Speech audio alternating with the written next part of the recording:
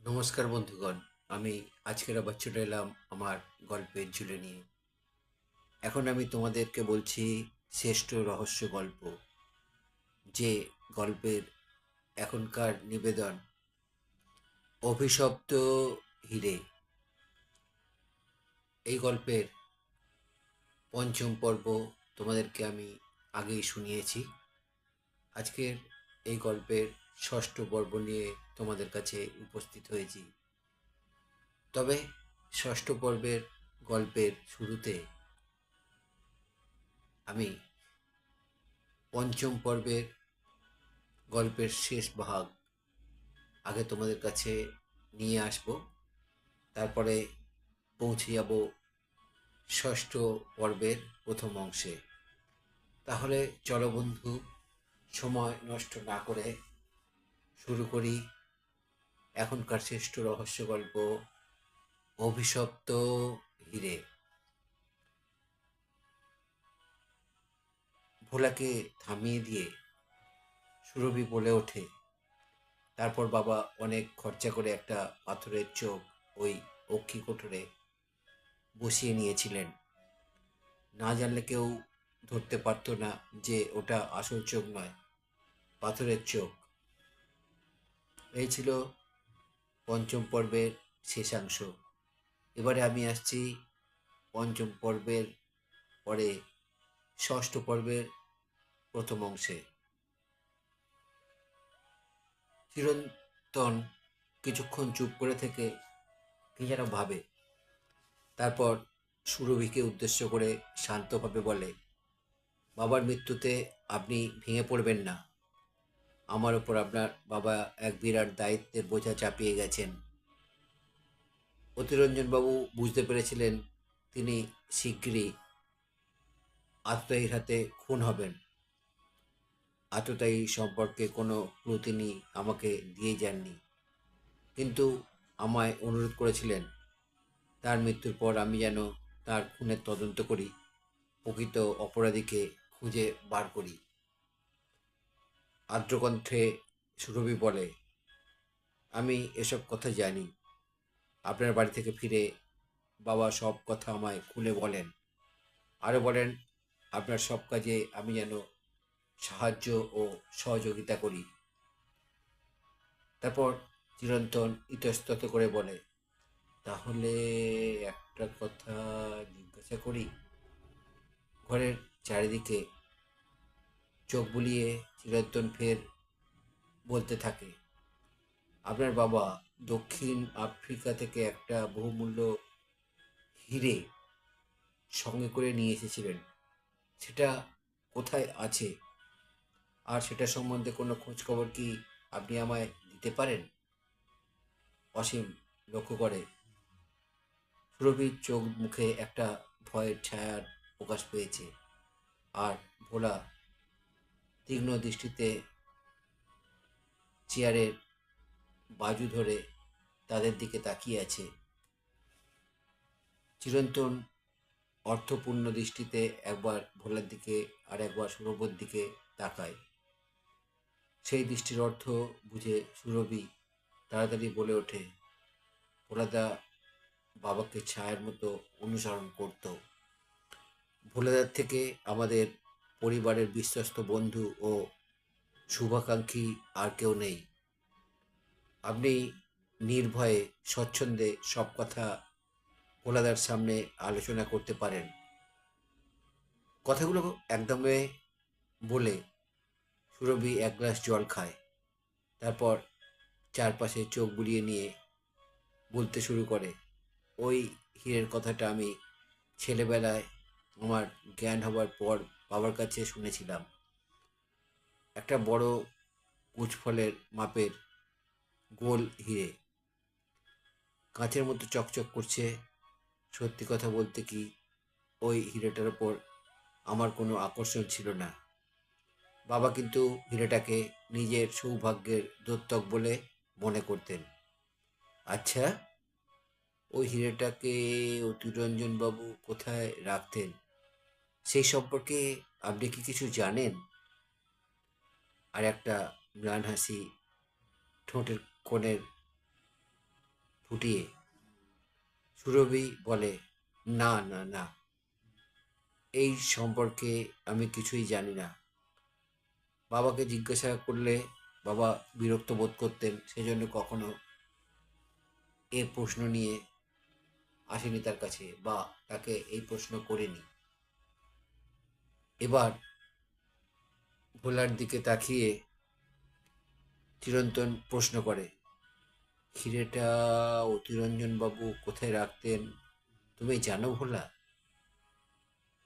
করজোড়ে বিনীতভাবে ভোলা উত্তর দেয়, আমি মুখ্য সূক্ষ্ম মানুষ, দাদাবাবু আমার প্রাণ বাঁচিয়েছিলেন, সেই জন্য সারা জীবন বাবুর সেবা করেছি।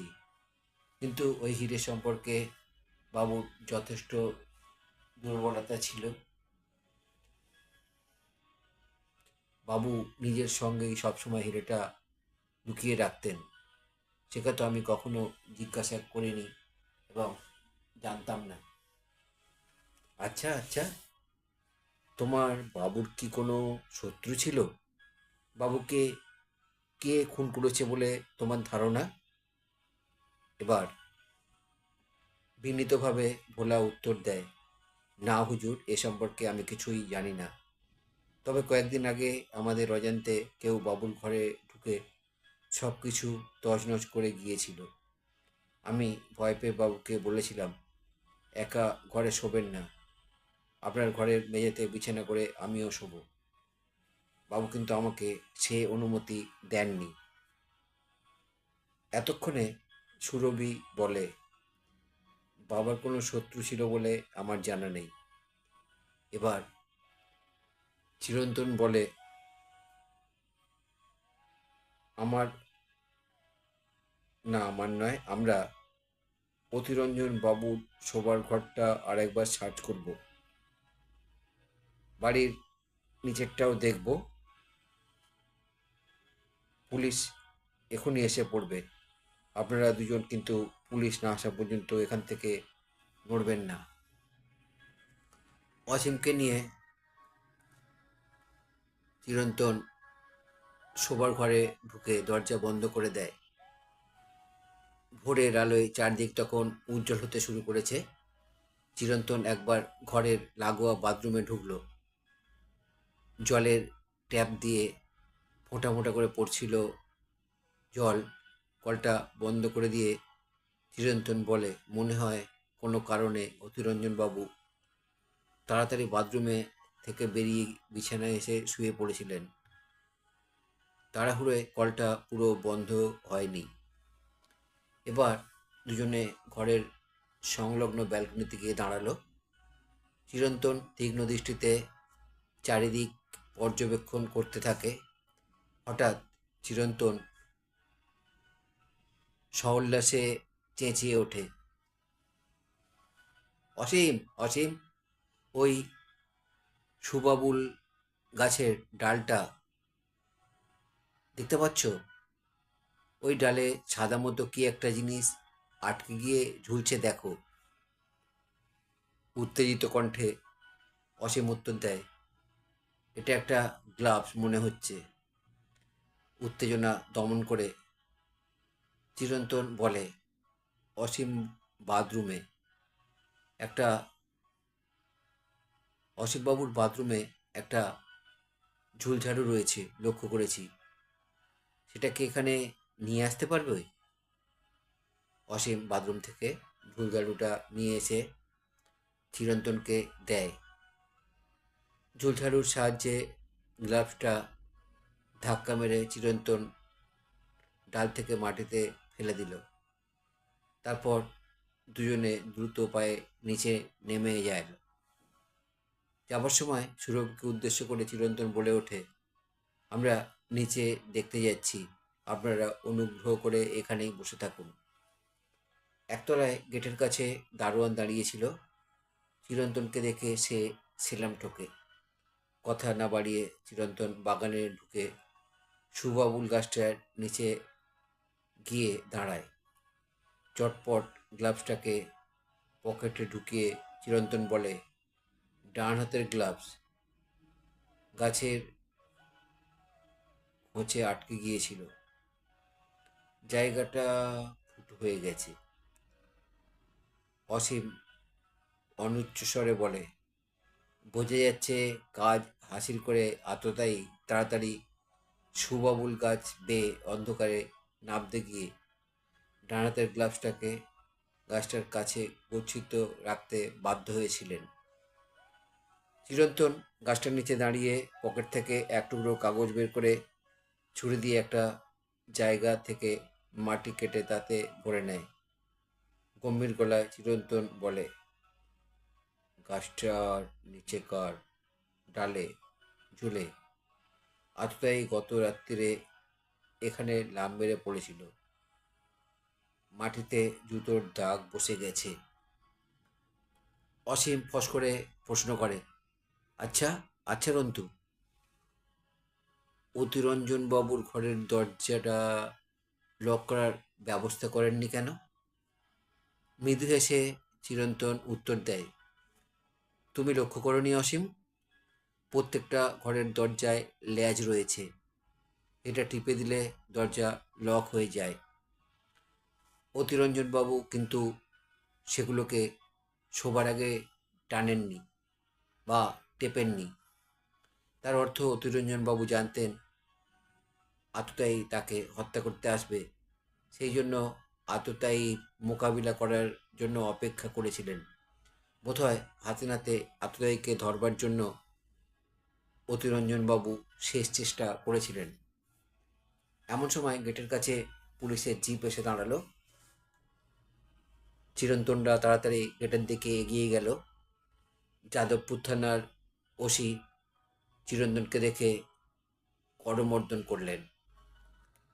চিরন্তন সব কথা খুলে বলল। আততায়ীর পদচিহ্ন দেখে ওসি সেটা প্লাস্টার অফ প্যারিস ছাঁচে তোলার নির্দেশ দিলেন। এমন সময় দীনেশ জোয়ারদার সেখানে এসে উপস্থিত হলেন। সুরভির স্বামীর সঙ্গে ও ওসির পরিচয় করিয়ে দিলে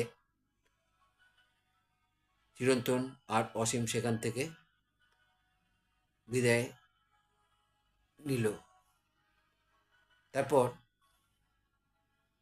সেদিন বাড়ি ফিরে অসীমকে ছেড়ে দিয়ে চিরন্তন লালবাজারে রাখাল ভদ্রের সঙ্গে দেখা করতে গেল। সারাদিন ব্যস্ততার মধ্যে কাটিয়ে সন্ধ্যের দিকে বাড়ি ফিরে চিরন্তন অসীমকে ড্রয়িং রুমে বসে থাকতে দেখতে পেল। পুলকিত কণ্ঠে চিরন্তন বলল, অসীম এসেছ? ভালোই হয়েছে।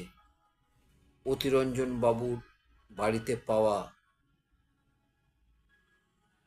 এক্সিবিটগুলো রাখালের সাহায্যে বিশ্লেষণ করতে পাঠিয়েছি। ভালো কথা, কাল ভোরবেলায় আমরা ফের যাদবপুরের ওই পুকুরটার ধারে ঘুরতে যাব। তুমি কি এর মধ্যে অপরাধী সম্পর্কে কোনো ক্লু পেয়েছো রন্তু? ধীরে ধীরে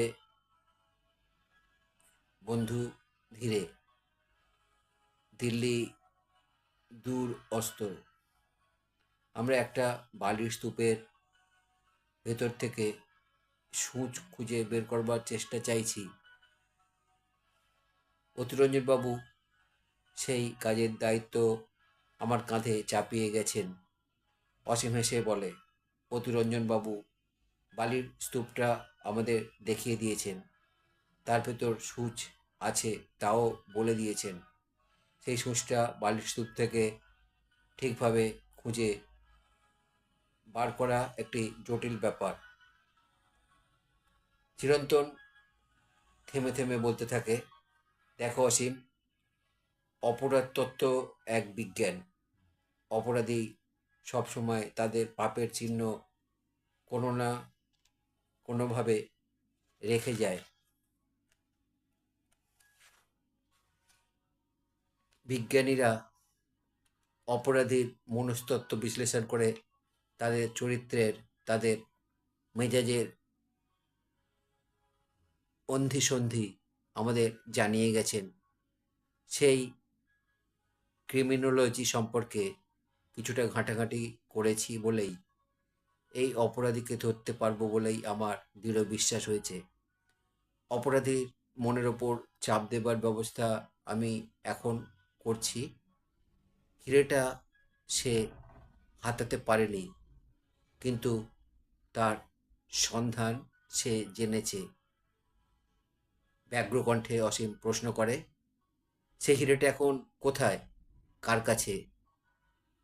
হ্যাঁ, আমরাও জানতে চাই হিরেটা এখন কোথায়, কার কাছে। না বন্ধু, আজ আর তা বলা সম্ভব নয়।